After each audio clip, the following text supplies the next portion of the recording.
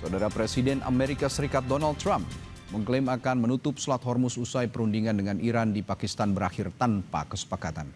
Iran menolak permintaan AS untuk menghentikan pengembangan senjata nuklir secara permanen.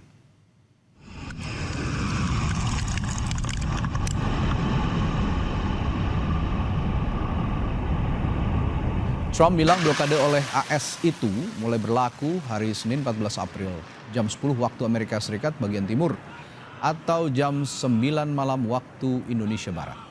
Trump mengambil langkah itu agar Iran tidak bisa menjual hasil minyaknya.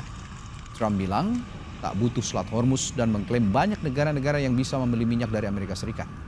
Ia juga mengklaim cadangan minyak AS lebih banyak daripada gabungan minyak Arab Saudi dan Rusia.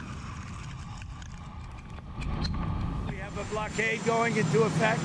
That'll be 10 o'clock tomorrow. Other nations are working so that Iran will not be able to sell oil, and that will be very effective. But what we want to do is we want to, and again, we don't need it, but there are many boats heading toward our country to fill up with oil and then go and take it. So they're not going to go through the Hormuz Strait, and ultimately that'll be corrected. But in the meantime, they're using us. We have more oil because of drill baby drill. We have more oil than Russia and Saudi Arabia put together.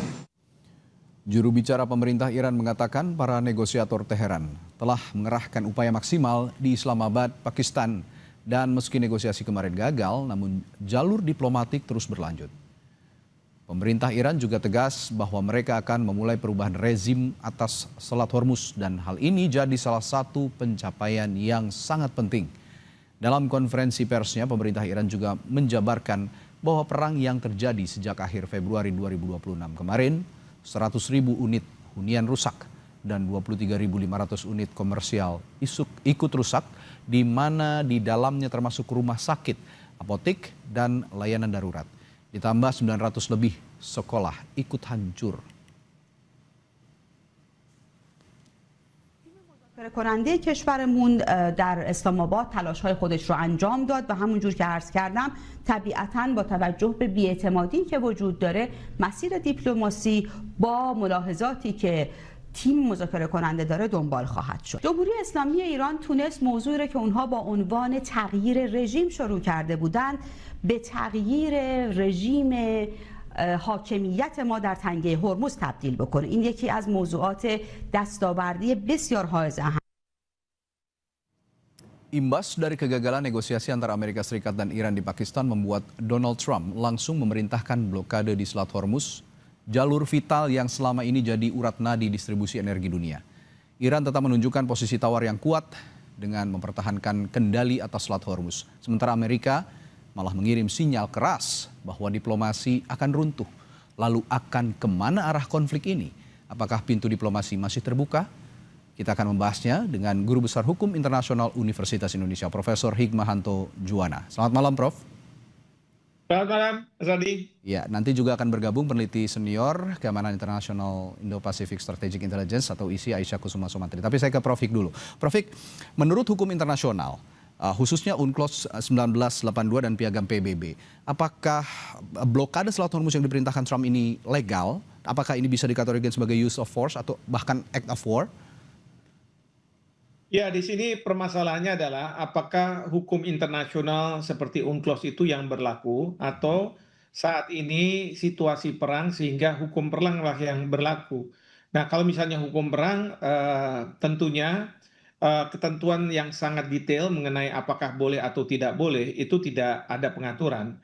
Memang kalau dalam masa damai hal seperti ini ya tentu tidak boleh karena yang dilakukan oleh Amerika Serikat itu kan di wilayah laut lepas yang sebenarnya tidak boleh ada pembatasan di sana ya terhadap kapal-kapal yang lalu lalang gitu.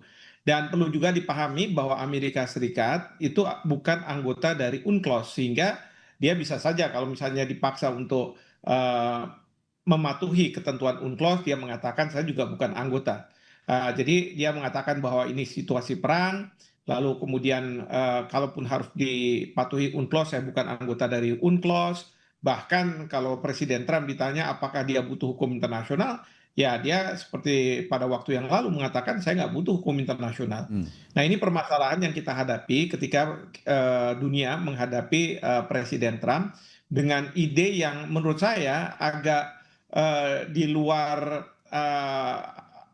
nalar begitu ya, karena saya melihat bahwa apa yang dilakukan Trump ini kan sebenarnya puncak dari satu frustrasi karena tidak bisa memaksa Iran untuk membuka Selat Hormuz dan kemudian juga Amerika Serikat tidak mau meresikokan untuk menggunakan kekerasan untuk membuka jalur Hormuz itu. Karena kalau perang di darat itu agak berbeda dengan serangan dari udara. Mungkin mirip-mirip dengan yang di laut, di mana pasukan Amerika Serikat yang ada di kapal perang itu sangat dekat dengan serangan-serangan yang mungkin akan dilancarkan dari pihak Iran. Oleh karena itu, di sini saya menduga karena Trump juga tidak mendapatkan apa ya, semacam dia kan mencoba mengajak negara-negara lain, terutama Ya. sekutunya untuk ikut ya, tapi kan tidak direspons secara positif.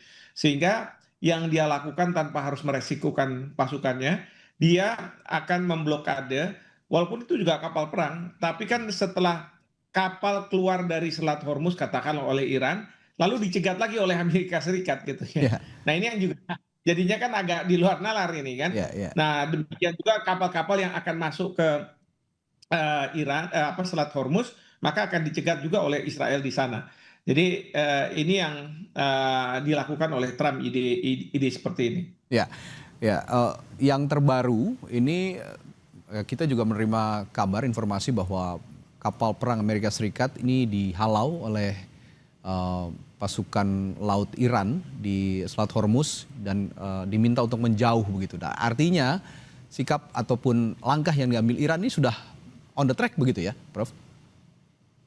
Ya, kalau dari sisi Iran ingin supaya tidak ada blokade yang dilakukan oleh Amerika Serikat sehingga kapal-kapal tanker yang sudah disetujui oleh Iran untuk bisa keluar, mereka akan bisa keluar dengan selamat tanpa ada halangan apapun gitu ya. Tapi kan dari posisi Amerika Serikat, beliau mengatakan mereka mengatakan bahwa karena Iran mengklasifikasi antara kapal tanker teman dengan musuh, dan kalau musuh tidak dikasih akses, tapi kalau teman dikasih akses. Sekarang Amerika Serikat mau mengatakan, either dikasih akses, semuanya dikasih akses, termasuk yang musuh, atau sama sekali tidak dikasih akses. Jadi Amerika Serikat memblokade itu untuk mengatakan, saya sama sekali tidak akan memberi akses kepada kapal-kapal tanker yang sudah disetujui oleh Iran untuk keluar. Oke. Sudah bergabung juga bersama kita, Prof. Ada peneliti senior keamanan internasional Indo-Pacific Strategic Intelligence ISI, Aisyah Kusuma Sumantri. Selamat malam, Mbak Aisyah. Gabung kembali. Selamat malam, Mas. Dengan senang hati. Mbak Aisyah, tadi Prof. bilang bahwa Donald Trump ini punya strategi diplomasi yang agak-agak di luar nalar gitu ya. Nah, tadi Presiden Donald Trump mengatakan bahwa Selat Hormuz ini kita tidak butuh lah begitu karena cadangan minyak Amerika Serikat bahkan lebih besar daripada Rusia dan Arab Saudi. Ini saya akan cek fact dulu ya. Saya akan cek dulu faktanya mengingat diplomasi yang di luar nalar dikatakan oleh Prof. tadi. Apakah kalimat ini juga bisa dipercaya, dipegang atau ini hanya strategi geopolitik yang menurut Prof. tadi di luar nalar? Oke, pertama-tama kita balik lagi ya ke nature harga dari perdagangan minyak dunia. Jadi sebenarnya meskipun Amerika Serikat ini memiliki cadangan minyak yang cukup, tetapi kan suplai minyak ini akan sangat mempengaruhi harga di pasaran. Itu Ya. dia. Sekarang minyak di Amerika Serikat ini kan sudah naik sekitar 80 sen per galonnya, yang mana kemudian meskipun sekarang kita tahu harga minyak ini sudah turun sekitar 95 sampai 98 USD per barel, tapi itu tetap sebenarnya kenaikan yang signifikan dibandingkan dengan harga awal.